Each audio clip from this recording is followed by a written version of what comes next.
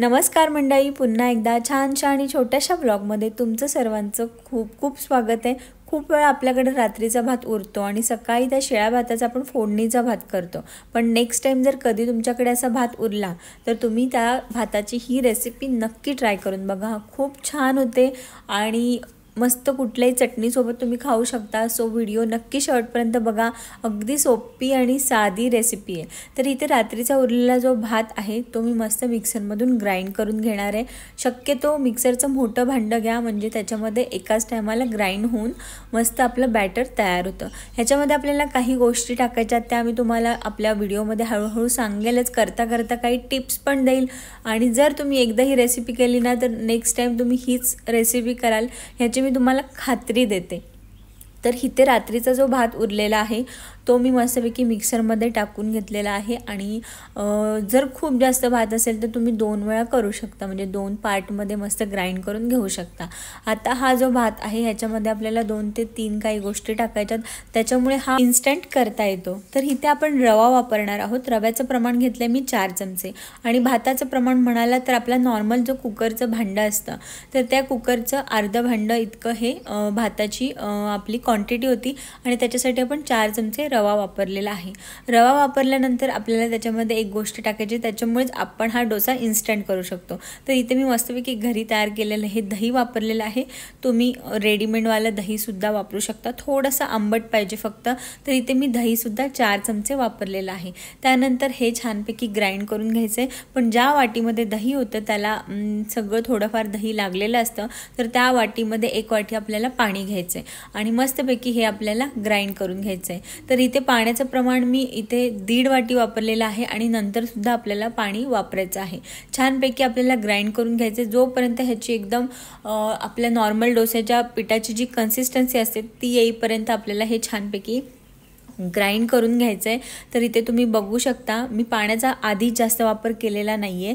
जर पाण्याचा जास्त वापर केला तर त्याचे डोसे व्यवस्थित होत नाही। तर इथे छानपैकी थोडीशी जाडसर ह्याची कन्सिस्टन्सी ठेवली आहे। आणि ह्या ज्या बॅटरमध्ये एक सिक्रेट गोष्ट जी टाकलेली आहे ते मी सांगायला विसरली, आपल्याला त्याच्यामध्ये टाकायचे 4 चमचे गव्हाचं पीठ।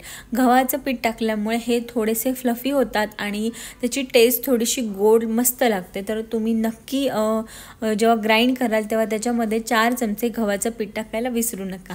तर मिक्सरच्या भांड्याला थोडंसं पीठ लागलेलंच असतं, त्याच्यामुळे आधी पाण्याचं प्रमाण जास्त वापरायचं नाही। त्यानंतर त्या मिक्सरच्या भांड्यामध्ये मी 1 वाटी पाणी टाकलेलं आहे। असं पूर्णपणे आपल्याला 2.5 वाटी पाण्याचं प्रमाण लागलेलं आहे। आणि आपल्याला अंदाज येतोच की थोडीशी त्याची मीडियम कन्सिस्टन्सी पाहिजे, एकदम जाड पण नको आणि एकदम पातळ पण नको। कारण पातळ केलं तर कोणत्याही तव्यावरती किंवा नॉनस्टिक तव्यावरती जरी तुम्ही करायला घेतलं तरी ते होणार नाही, ते पूर्ण खराब होईल आणि इतकी सगळी मेहनत वाया जाईल। त्याच्यामुळे लक्षात ठेवा पाण्याचं प्रमाण जास्त वापरायचं नाही आणि गव्हाचं पीठ नक्की वापरा। तर इथे मस्तपैकी पीठ तयार झालेलं आहे आणि तुम्ही बघू शकता नॉर्मल डोस्याच्या पिठासारखंच हे पीठ तयार झालेलं आहे। आपल्याला रवा टाकल्यामुळे थोडंसं 10 ते 15 मिनटं हे रेस्ट करत ठेवायचे। जर तुम्हाला अर्धा तास जमलं तर तुम्ही अर्धा ताससुद्धा ठेवू शकता। तर मला सकाळी घाई होती नाश्त्यासाठी, सो मी फक्त 15 मिनटासाठी हे ठेवलं। त्यानंतर आपल्याला त्याच्यामध्ये 1 ते 2 गोष्टी टाकायच्या आहेत, पण 10 मिनटं रेस्ट केल्यानंतरच आपल्याला काही गोष्टी टाकायच्यात। आधी त्याच्यामध्ये ह्या गोष्टी टाकू नका, नाहीतर त्याचा जो अफेक्ट आहे तो होणार नाही त्याच्यावरती, या पिठावरती।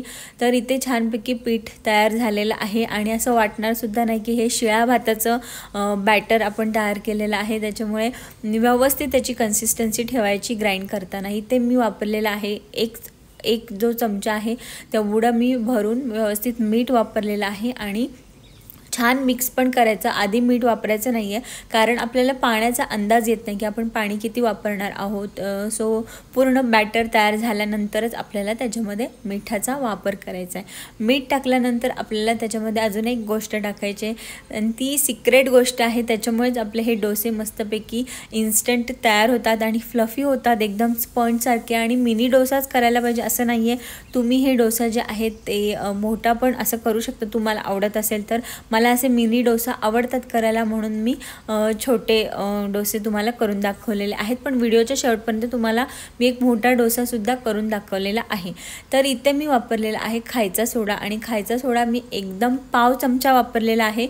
आणि मस्तपैकी सोडा टाकल्यानंतर आपल्याला ते एकाच बाजूनी बॅटर फिरवत राहायचे, त्याच्यामुळे त्याची ते जो सोडा आहे त्याचा पूर्ण छान इफेक्ट त्या बॅटरवरती होतो आणि हे मस्त डोसे होतात। मी तुम्हाला दाखवते करून, आणि खायलासुद्धा छान लागतात। मी नॉर्मल खोबऱ्याची जी चटणी असते जी आपण नॉर्मल डोस्यासोबत खातो किंवा इडलीसोबत खातो, तर ती चटणी मी ह्याच्यासोबत तयार केली होती। आणि हा एकदम भारी नाश्ता आहे, म्हणजे कोणीही खाईल, म्हणजे कोणाला अंदाजसुद्धा येणार नाही की आपण हे शिळ्या भाताचे डोसे केलेले आहेत। तर इथे मी नॉनस्टिक तवा वापरणार आहे। थोडासा गरम झाल्यानंतर त्याला तेल लावून घ्यायचं, आणि तेल लावून झाल्यानंतर ते एखाद्या टिश्यूनी किंवा तुम्ही जर एखादं कॉटनचं कापड स्वच्छ असेल तर त्याने ते पुसून घ्यायचं व्यवस्थित। आणि पुसून घेतल्यानंतर आपल्याला त्याच्यावरती म्हणजे हा जो तवा आहे त्याचं टेम्परेचर कमी करण्यासाठी थोडासा पाण्याचा शिंपडा मारायचा आहे, त्याच्यामुळे ह्या तव्याचं टेम्परेचर कमी होतं आणि आपले डोसे एकदम परफेक्टली निघतात। तर इथे तवा पण छान तापलेला आहे, आणि मस्तपैकी पाणी मारून झाल्यानंतर तव्यावरती ते पुसून घ्यायचं व्यवस्थित, आणि मस्तपैकी आपले डोसे तयार करायचे। तर तुम्ही व्हिडिओ पुढे नक्की बघा, मी तुम्हाला 2 ते 3 प्रकारे डोसे करून दाखवलेले आहेत। तर इथे मी मिनी स्पंज डोसा करणार आहे, कारण मला हे असे छान वाटतात खायला, आणि म्हणजे प्रत्येकाची चॉईस आहे। एखाद्याला जर मोठा डोसा खायला आवडत असेल तर तुम्ही तसेही करू शकता। मला असे मिनी डोसा खायला आवडतात म्हणून मी असे केले। आणि असं नाही की तुम्ही चटणीसोबतच खायला पाहिजे, तुम्ही चहासोबतसुद्धा हे खाऊ शकता। सो इथे व्यवस्थित एक बाजू त्याची मस्त शिजवून घ्यायची, कारण त्याच्यामध्ये गव्हाचं पीठ आहे, सो असं पटकन आपण नाही काढू शकत, म्हणजे हार्डली 1 ते 2 मिनटं आपल्याला प्रत्येक बाजू त्याची व्यवस्थित भाजून घ्यायचे। थोडंसं तेल लावायचं वरून, आणि अगदी सहज ते डोसे निघतात, तुम्ही बघू शकता। आणि त्याला एक थिकनेस पण छान येते आणि फ्लफी होतात, ते एकदम स्पंजसारखे होतात। गव्हाचं पीठ टाकल्यामुळे ही त्याला जी थिकनेस आहे ती येते, आणि गव्हाचं पीठ टाकल्यामुळे थोडेसे असे गोडसर पण ते लागतात आणि खायला खूप छान लागतात चहासोबत वगैरे।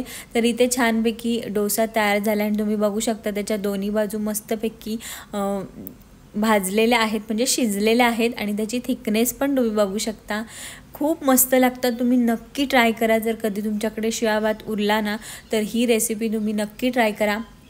आणि अजून एक मी तुम्हाला डोसाचा प्रकार दाखवते मोठा, की मोठा डोसा पण व्यवस्थित आपण त्याच्यावरती करू शकतो।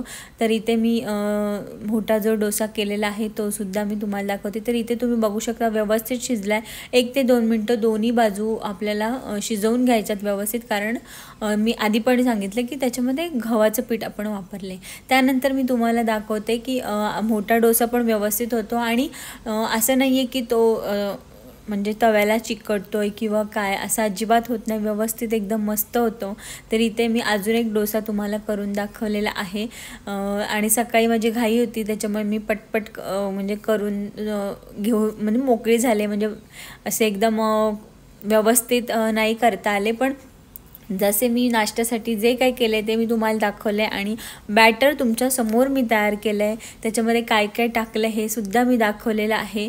तर एक मस्त नाश्त्याची रेसिपी आहे, जर आपल्याकडे कधी चुकून राहिलं म्हणजे शिळा भात वगैरे राहिला आणि खूप क्वांटिटीमध्ये असेल तर तुम्ही दुसऱ्या दिवशीचा सगळ्यांसाठी असा नाश्ता तयार करू शकता, आणि कोणाला कळणारसुद्धा नाही की आपण शिळा भाताचा हा नाश्ता केलेला आहे। तर इथे मी मोठ्या साईजमध्ये सुद्धा डोसा तुम्हाला करून दाखवलेला आहे, व्यवस्थित होतो आणि व्यवस्थित उलटला सुद्धा जातो। पाण्याचं प्रमाण मी सांगितल्याप्रमाणेच वापरा, पाण्याचं प्रमाण जास्त वापरू नका, नाही तर पूर्ण हे जे बॅटर आहे हे खराब होतं। तर इथे व्यवस्थित शिजवून घ्यायचं एका बाजूनी। तर इथे आपली एक बाजू व्यवस्थित शिजलेली आहे, मी वरून व्यवस्थित तेल त्याला लावते, आणि तुम्ही आता बघू शकता की त्याची जी बाजू आहे ती व्यवस्थित एकदम मस्त तयार झालेली आहे, आणि दोन्ही बाजूने आपल्याला तो छानपैकी शिजवून सुद्धा घ्यायचा आहे। तर इथे तुम्ही बघू शकता मस्तपैकी आपला डोसा तयार झालेला आहे। तर अशा पद्धतीने तुम्ही तुमच्याकडे जर कधी शिळा भात उरला तर अशा प्रकारचा डोसा नक्की ट्राय करा, आणि कमेंटमध्ये मला नक्की सांगा की कसा झाला होता। तर आजचा व्हिडिओ तुम्हाला कसा वाटला मला नक्की कळवा आणि व्हिडिओ आवडला असेल तर लाईक करा, शेअर करा आणि नवीन असाल तर आपलं चॅनल लवकरात लवकर सबस्क्राईब करा. आणि जर तुम्हाला अजून आपल्या बाकीच्या रेसिपी बघायच्या असतील तर त्यासुद्धा नक्की वेळात वेळ काढून बघा. पुन्हा भेटूया नवीन रेसिपीसोबत. तोपर्यंत बाय बाय.